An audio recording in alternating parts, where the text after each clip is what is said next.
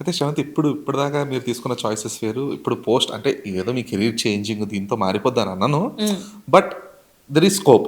అంటే ఒకవేళ సినిమా ప్రాపర్‌గా ఒక బ్లాక్ బస్టర్ హిట్ అయ్యి, ఈ క్యారెక్టర్ మీరు ప్లే చేసిన క్యారెక్టర్ అనేది బాగా జనాల్లోకి వెళ్ళిపోయిన తర్వాత, మీరన్నట్టు యాంకర్ కనెక్ట్ చేస్తా అది కంటిన్యూ చేస్తారా లేదా అనేది మీ చాయిసెస్. బట్ ఈ సినిమా తర్వాత శ్రవంత్ తీసుకునే చాయిసెస్ అనేవి చాలా క్రూషియల్‌గా ఉంటాయి. ఎందుకంటే 'బ్యాడ్ గర్ల్స్' అనేది ఓకే. ఒక ట్రయల్ అండ్ ఎర్రర్ లాంటిది. అంతే ఇట్స్ నాట్ ఎ అంతే బ్యాడ్ అంతే చాయిస్ అని కూడా అనను. అంతే. ఇట్స్ ఒక ట్రయల్ అండ్ ఎర్రర్ లా చేశారు.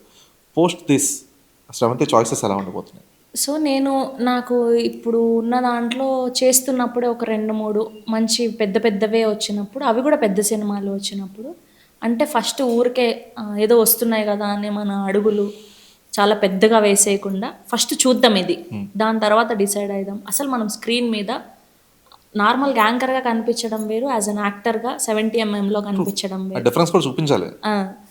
సో మనం ఎంతవరకు నిల్చోగలుగుతున్నాం, ఎంతవరకు నిలబడగలుగుతున్నాం అన్నది చూసుకున్న తర్వాత ఒప్పుకుందాం అనేది డిసైడ్ అయ్యాను నేను. ఓకే. సో అందుకనే సో ఇప్పుడు వేరే రిలీజ్ కోసం వెయిటింగ్ అయితే. సో చూసాక అసలు మనం ఎంతవరకు చేయగలిగినాం, అట్లీస్ట్ నేను 100లో 50%, 60% చేయగలిగి ఉంటే నేను ఇంకొక స్టెప్ ఈజీగా వేయచ్చు హ్యాపీగా.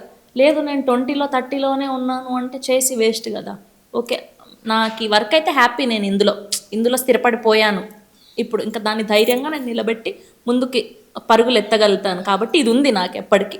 సో అది ఇప్పుడు మనం లర్నింగ్ స్టేజ్లో ఉన్నాము, మనకు కూడా తెలియదు కదా ఇదే ఫస్ట్ ప్రాపర్ ఇది. సో అది రిలీజ్ అయ్యాక ఎలా చూద్దాం ఉంటుంది, అవుట్కమ్ ఎలా ఉంటుంది అనే వెయిట్ చేస్తున్నా. ఓకే. అయితే శ్రవంత్ మీరు ఇప్పుడు చూస్ చేసుకునే అంటే ఇప్పటిదాకా హోస్టింగ్ అనేది ఒక కైండ్ ఆఫ్ ఒక వర్క్ అది.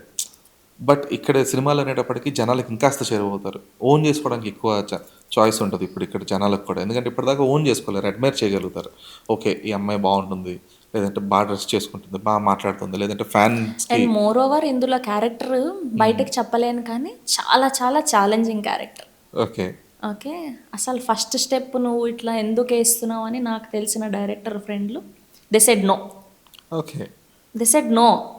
ఎందుకు నీకు అంత చేయాలని ఉంటే మన దాంట్లోనే చేస్తుండే కదా, నువ్వు టైం పట్టినా ఎందుకు ఇట్లాంటిది ఎందుకు అని.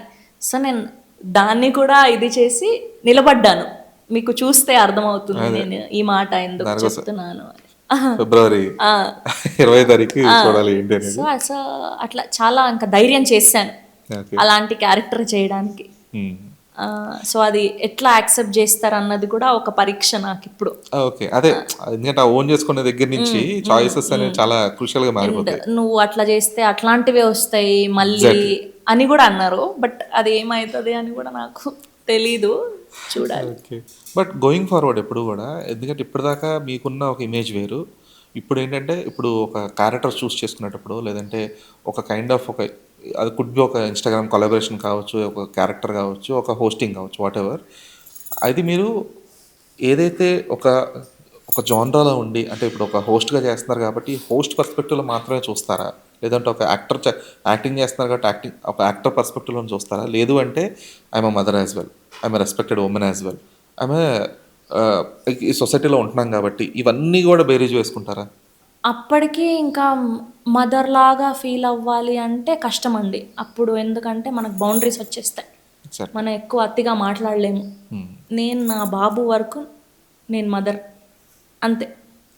సో స్టేజ్ మీద నేను అట్లా ఫీల్ అవ్వాలంటే కొన్ని మాటలు మాట్లాడలేం, కొన్ని కొద్దిగా కూడా మాట్లాడాల్సి వస్తుంది కొన్ని సినిమాలకి, అన్నిటికీ అన్న నేను కొన్ని సినిమాలకి.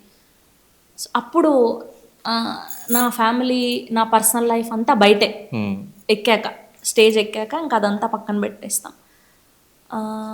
ఎట్లా చూస్తాను యాజ్ అన్ యాక్టర్ గానా, యాజ్ అన్ యాంకర్ గానా అంటే, నేను ఫస్ట్ ఆ ట్రైలర్ కానీ, ఆ టీజర్ కానీ, దాని నుంచి వచ్చిన కంటెంట్ కానీ చూస్తా. ఫస్ట్ ఆ క్యారెక్టర్లు ఎట్లా బిహేవ్ చేస్తున్నాయి.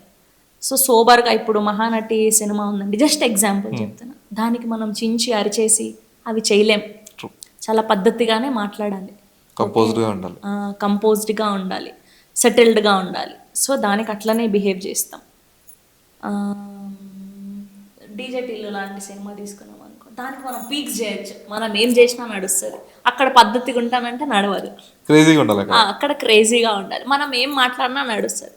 సో అట్లా సినిమాకి తగ్గట్టు మనల్ని మనం మోల్డ్ చేసుకోవడమే అంతే.